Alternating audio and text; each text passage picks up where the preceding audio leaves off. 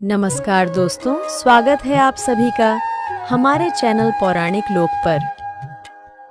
हरि नाम जप रे मन, छोड़ के सारे क्लेश, एकादशी का व्रत रखे तो मिलता है फल विशेष। राधे राधे, हरे कृष्णा प्रिय मित्रों। आज द्वादशी का दिन है। आज के दिन एकादशी के पुण्य फलदायी व्रत का पारण किया जाता है। और जैसा कि हमारे पुराणों में यह वर्णित है कि बिना तुलसी माता के विष्णु जी कोई भी भोग स्वीकार नहीं करते हैं। इसी प्रकार से विष्णु जी की किसी भी पूजा या किसी भी व्रत को बिना तुलसी माता की कथा के अधूरा माना जाता है। तो चलिए मित्रों, प्रभु श्री लक्ष्मी नारायण जी के चरण कमलों का ध्यान करते हुए सुनते हैं एकादशी व्रत पारण तुलसी माता की कथा। आशा करते हैं कि आप सभी कथाओं को श्रद्धा भाव से श्रवण करेंगे। पहली कथा इस प्रकार से है। एक समय की बात है, काशी नगरी में धर्मात्मज नाम के एक अत्यंत ही प्रसिद्ध राजा हुआ करते थे। उनकी एक कन्या थी तुलसी, जो कि अत्यंत ही सुंदर और आकर्षक थी। तुलसी अब बाल्यावस्था को छोड़कर यौवनावस्था में आ चुकी थी और राजा धर्मात्मज अब अपनी कन्या की बढ़ती आयु के कारण उनके विवाह के लिए सदा ही चिंतित रहने लगे थे। एक दिन धर्मात्मज इसी विचार में खोए हुए थे कि उनकी पुत्री के लिए कोई योग्य वर मिल जाए। तभी उनकी पुत्री तुलसी उनके पास आती है और उनसे कहती है, पिताजी, आप मेरे विवाह को लेकर चिंतित ना हो। मुझे कब और किससे विवाह करना है, इसका निर्णय मैं खुद लूंगी। अपने पिता से यह सब कहकर तुलसी अपने विवाह की इच्छा लिए हुए तीर्थ यात्रा पर निकल पड़ी। उन्होंने कई तीर्थ स्थानों की यात्रा की, परंतु उन्हें कोई लाभ नहीं मिला। ऐसे ही विचरण करते हुए तुलसी एक स्थान हरिद्वार में गंगा किनारे जा पहुंची और वहां पर विचरण करने लगी।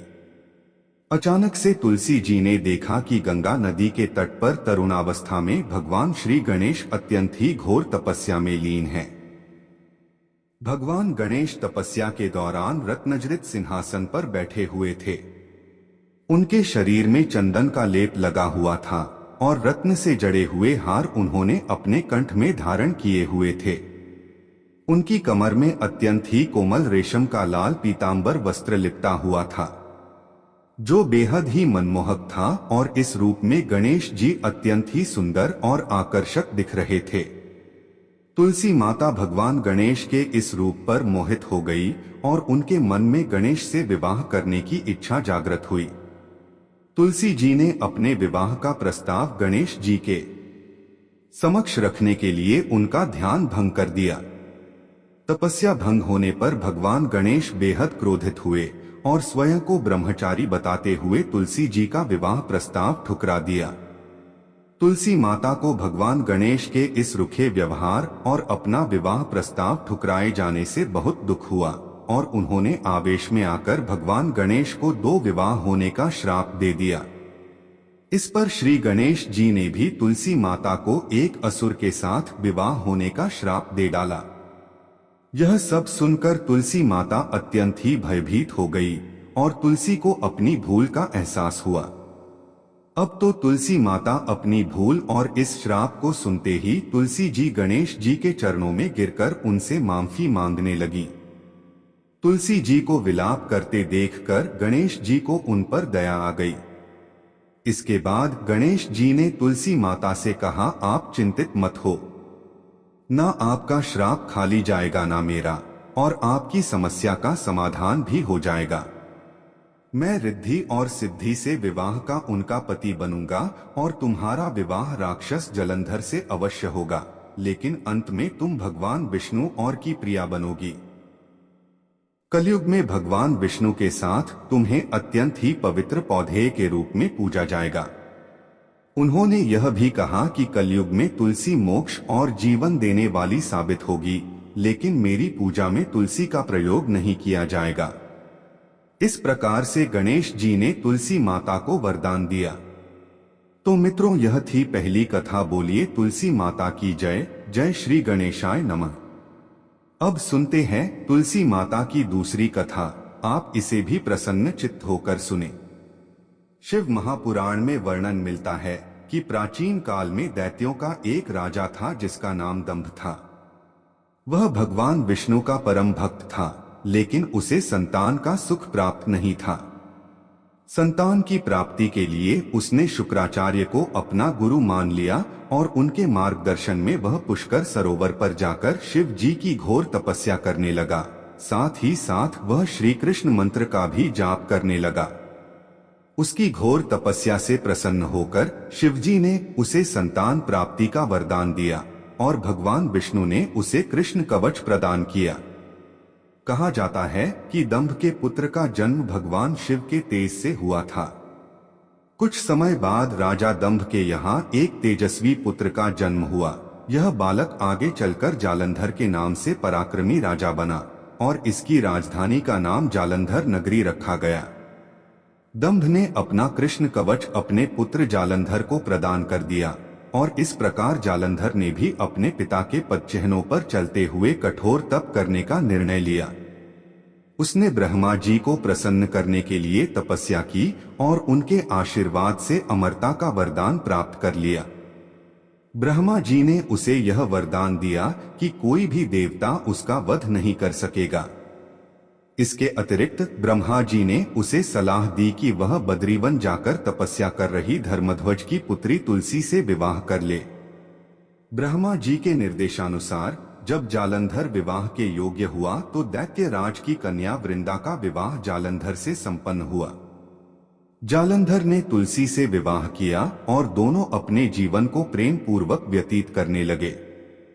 जालंधर के पास अमरता का वरदान और भगवान श्री कृष्ण का कवच था, इस कारण उसकी शक्ति असीम थी। जालंधर एक क्रूर महाराक्षस था जो सदा ही अपनी सत्ता के मद में चूर रहता था। विवाहित होने बाद भी एक समय उसने माता लक्ष्मी को पाने की कामना से देवताओं से युद्ध करने का निर्णय लिया। उसने अपने पूरे बल और पूरी सेना के साथ युद्ध आरंभ किया। देवताओं और असुरों के बीच यह भीषण युद्ध बहुत समय तक चला। अपने बल के प्रभाव से उसने देवताओं, गंधर्वों, किन्नरों और त्रिलोक के अन्य प्राणियों को अपने अधीन कर लिया। त्रिलोक पर उसके अत्याचार और शक्ति के आगे कोई भी टिक नहीं सकता था। उसने सभी देवताओं को पराजित कर दिया, परंतु माता लक्ष्मी को पराजित नहीं कर सका, क्योंकि माता लक्ष्मी का जन्म भी समुद्र यानी कि जल से हुआ था। समुद्र से ही उत्पन्न होने के कारण माता लक्ष्मी ने उसे अपने तेज से, अपने बल से पराजित कर दिया और भाई के रूप में स्वीकार कर लिया। वहां से पराजित होकर वह देवी पार्वती की सुंदरता पर मोहित हो गया और पार्वती माता को पाने की लालसा से कैलाश पर्वत पर गया। उसके मन में यह विचार आया कि लक्ष्मी जी न सही तो देवी पार्वती को तो मैं अवश्य ही प्राप्त कर लूं। जालंधर ने माता पार्वती को छलने के लिए एक योजना बनाई और वह भगवान देवाधिदेव शिव का ही रूप धरकर माता पार्वती के समीप गया। मां पार्वती ने उसे अपने समक्ष देखते ही अपने योग बल और सतीत्व से उसे तुरंत पहचान लिया तथा वहां से अंतर्ध्यान हो गई और भगवान विष्णु के समक्ष वैकुंठ धाम में पहुंची।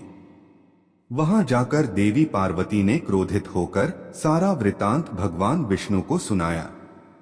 मित्रों, दरअसल जालंधर की पत्नी वृंदा अत्यंत पतिव्रता स्त्री थी और उसी के पतिव्रत धर्म की शक्ति से जालंधर न तो मारा जाता था और न ही पराजित होता था। इसीलिए जालंधर का नाश करने के लिए वृंदा के पतिव्रत धर्म को भंग करना बहुत जरूरी था। इधर जालंधर की शक्ति से भयभीत होकर सभी देवता ब्रह्मा जी के पास गए और उनसे इस समस्या के समाधान का उपाय पूछा। ब्रह्मा जी ने देवताओं को भगवान विष्णु के पास जाने का सुझाव दिया। भगवान विष्णु ने स्थिति को समझकर बताया कि जालंधर का वध केवल भगवान शिव के त्रिशूल से ही संभव है। अतः सभी देवता भगवान शिव के पास गए और उनसे सहायता मांगी। भगवान शिव ने उनकी सहायता का आश्वासन दिया और अपने एक गण चित्ररथ को जालंधर के पास दूत बनाकर भेजा। चित्ररथ ने जालंधर को समझाने का प्रयास किया कि वह देवताओं को उनके अधिकार लौटा दे और अपने राज्य में लौट जाए, परंतु जालंधर ने इसे ठुकरा दिया और युद्ध करने की ठानी। इस पर भगवान शिव स्वयं युद्ध के लिए प्रस्थान कर गए। उनके नेतृत्व में देवताओं और दानवों के बीच भीषण युद्ध हुआ, लेकिन ब्रह्मा जी के वरदान के कारण जालंधर को कोई भी देवता पराजित नहीं कर सका। भगवान शिव ने अपनी शक्ति से जालंधर पर त्रिशूल चलाने का प्रयास किया, किंतु आकाशवाणी हुई कि जब तक जालंधर के पास भगवान श्री कृष्ण का कवच और उसकी पत्नी तुलसी का सतीत्व अडिग है, तब तक उसका वध संभव नहीं। यह सुनकर भगवान विष्णु ने वृद्ध ब्राह्मण का रूप धारण किया और जालंधर के पास जाकर श्री कृष्ण कवच का दान मांगा। भगवान के स्वरूप और उनके आने का उद्देश्य नहीं जानकर जालंधर ने सहजता से श्री कृष्ण कवच दान कर दिया। इसके बाद भगवान विष्णु ऋषि का वेश धारण कर वन में जा पहुंचे, जहां वृंदा अकेली भ्रमण कर रही थी। भगवान के साथ 2 मायावी राक्षस भी थे, जिन्हें देखकर वृंदा भयभीत हो गई। ऋषि रूपी विष्णु जी ने वृंदा के सामने छल करने के लिए अपने बल और तप से दोनों राक्षसों को भस्म कर दिया। उनकी शक्ति को देखकर वृंदा बहुत प्रभावित हो गई। वृंदा ने मन में विचार किया कि क्यों न मैं इनसे कैलाश पर्वत पर महादेव के साथ युद्ध कर रहे अपने पति जालंधर के बारे में पूछूं। ये इतने ज्ञानी मालूम पड़ते हैं, जरूर ही ये मेरी समस्या का समाधान करेंगे। ऋषि रूपी विष्णु जी ने वृंदा की बात को सुना और अपने माया जाल से 2 वानर प्रकट कर दिए। एक वानर के हाथ में जालंधर का सिर था तथा दूसरे के हाथ में उसका धड़ था। अपने पति की यह दशा देखकर वृंदा मूर्छित होकर गिर पड़ी। होश में आने पर उन्होंने ऋषि रूपी भगवान से विनती की कि वह उसके पति को जीवित कर दे। भगवान ने अपनी माया से पुनः जालंधर का सिर धड़ से जोड़ दिया, परंतु स्वयं भी वह उसी शरीर में प्रवेश कर गए। वृंदा को इस छल का जरा आभास न हुआ। जालंधर बने भगवान के साथ वृंदा का पतिव्रता का व्यवहार करने लगी, जिससे उसका सतीत्व भंग हो गया। ऐसा होते ही वृंदा का पति जालंधर युद्ध में हार गया।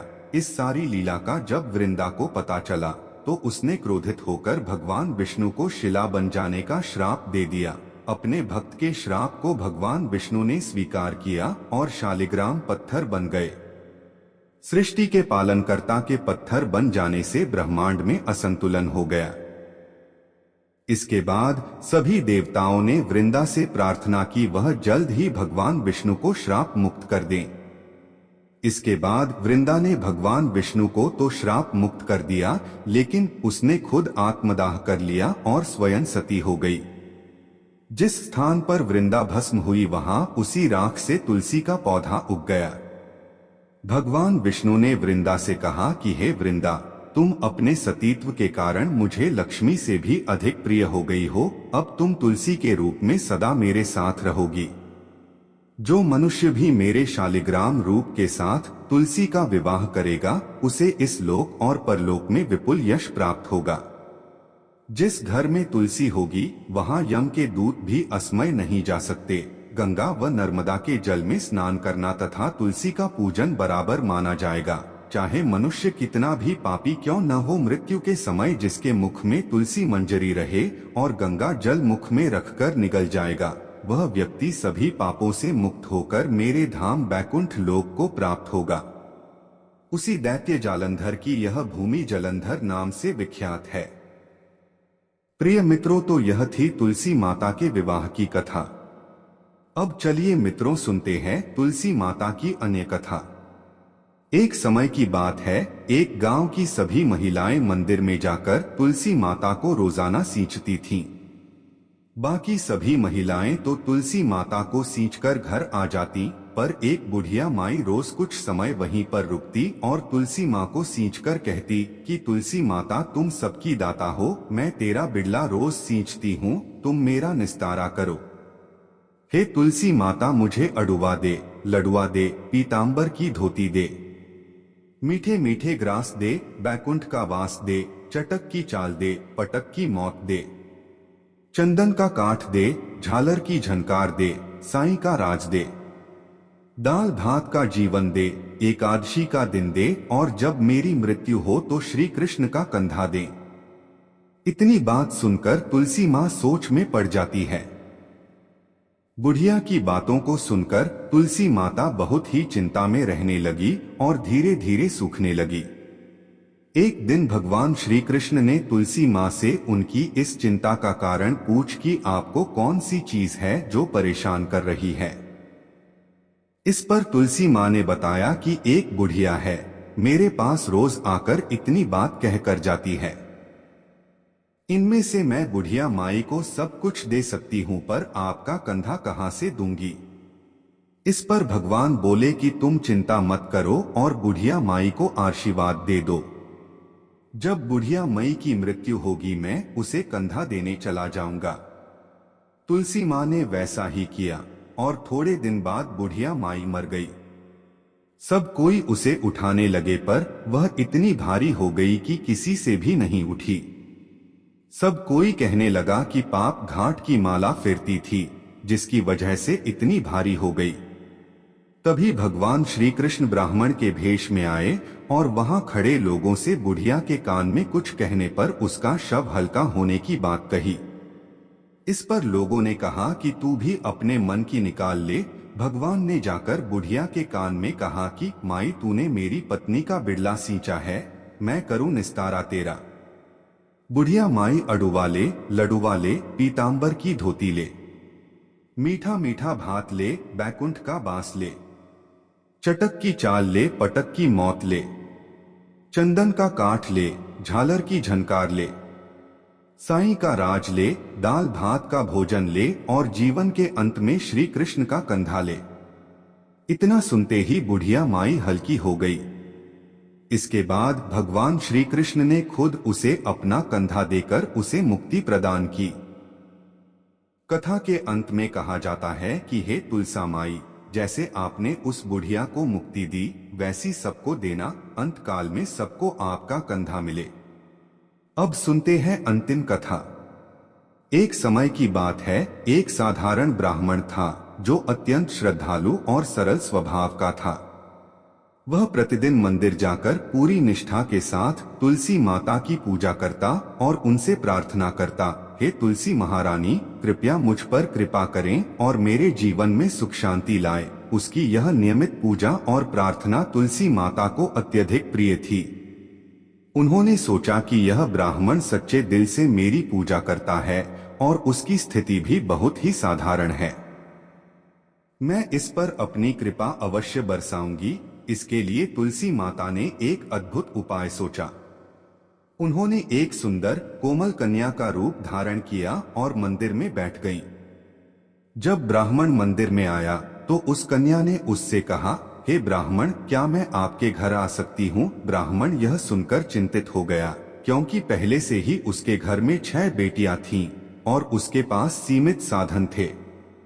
उसने सोचा, यदि यह कन्या भी मेरे घर आई तो मैं इसका पालन पोषण कैसे करूंगा और भविष्य में 7 बेटियों की शादी कैसे कराऊंगा। इस चिंता ने उसे अत्यधिक व्यथित कर दिया और वह मन ही मन उलझन में रहने लगा। घर पहुंचकर ब्राह्मण की पत्नी ने उसकी उदासी का कारण पूछा। उसने कहा, क्या बात है, आजकल तुम इतने परेशान क्यों दिखते हो? ब्राह्मण ने उसे पूरी बात बताई। मंदिर में एक छोटी सुंदर कन्या बैठी है और वह कहती है कि वह मेरे घर आना चाहती है, लेकिन पहले से ही 6 बेटियां हैं और उनके विवाह की भी चिंता है। मैं कैसे 7वीं कन्या का भार उठा सकूंगा? इस पर उसकी पत्नी ने बड़ी स्नेह और समझदारी से कहा, तुम क्यों इतनी चिंता करते हो? अगर वह कन्या आना चाहती है तो उसे आने दो। हमारे पास पहले से 6 बेटियां हैं, एक और आ जाएगी तो क्या फर्क पड़ेगा? हम सभी बेटियों का विवाह एक साथ कर देंगे। ब्राह्मण को पत्नी की इस बात से कुछ संतोष हुआ। अगले दिन जब वह मंदिर पहुंचा तो उसने उस कन्या से कहा, बेटा, अगर तुम हमारे साथ आना चाहती हो तो चलो। ब्राह्मण उसे अपने घर ले आया। वह कन्या, जो वास्तव में तुलसी माता ही थीं, ब्राह्मण के घर आते ही वहां अपार आनंद और समृद्धि का संचार हो गया। ऐसा लगा जैसे लक्ष्मी जी स्वयं उस घर में निवास कर रही हों। परिवार की सभी जरूरतें पूरी हो गईं और घर में धन धान्य की कोई कमी न रही। जब सभी कन्याएं विवाह योग्य हो गईं, तो ब्राह्मण ने वर खोजने का विचार किया। इस पर उस छोटी कन्या ने कहा, मेरे विवाह के लिए तुम शालिग्राम जी के मंदिर में जाकर उनसे कहो कि वे मेरी बारात लेकर आए। बाकी मेरी बहनों के लिए अपनी इच्छा से वर ढूंढ लेना। ब्राह्मण ने ऐसा ही किया और आश्चर्यजनक रूप से तुलसी माता की कृपा से विवाह के सारे प्रबंध जैसे आभूषण, वस्त्र, भोजन आदि स्वयं ही जुट गए। तुलसी माता की सभी बहनों का विवाह धूमधाम से संपन्न हुआ और तुलसी माता की कृपा से ब्राह्मण का घर धन धान्य से भर गया। ब्राह्मण को यह सब देखकर समझने में तनिक भी देर नहीं लगी कि उनकी 7वीं पुत्री स्वयं माता तुलसी है और उनकी ही कृपा से उसको सुख समृद्धि प्राप्त हुई। मित्रों, यह कथा हमें सिखाती है कि सच्चे मन से ईश्वर की भक्ति करने वाले को ईश्वर कभी खाली हाथ नहीं लौटाते। उनकी कृपा किसी भी रूप में हमारे जीवन में सुख और समृद्धि ला सकती है। कथा समाप्त हुई। मित्रों, अगर आपको हमारी वीडियो अच्छी लगी हो तो एक लाइक जरूर करें और ऐसी ही कथाएं सुनने के लिए चैनल को सब्सक्राइब जरूर करें। धन्यवाद।